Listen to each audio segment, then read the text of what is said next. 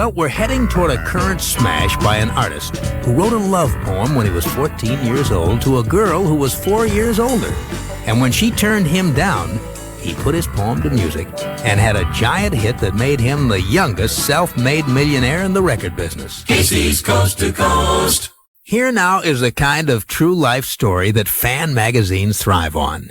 In the late 50s in Toronto, there lived a 14-year-old boy who had fallen in love with the beautiful girl who was the family babysitter. And he wrote her a love poem and presented it to her. Well, she was flattered, all right, but she was also 18 and not too interested in the 14-year-old kid, no matter how romantic he was. So she thanked him for the poem and, in a nice way, told him to get lost.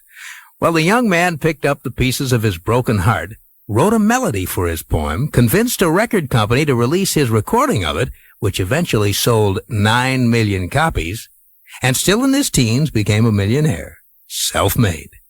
That first hit named for the girl who inspired it was Diana, and it hit the charts in 1957. Well, 17 years later, Paul Anka is still hitting the charts pretty good. For the second week in a row, his current hit is still number one. Having my baby. Having My Baby, written and sung by Paul Anka and produced by Rick Hall. Second week at number one in American Top 40. The hits from coast to coast.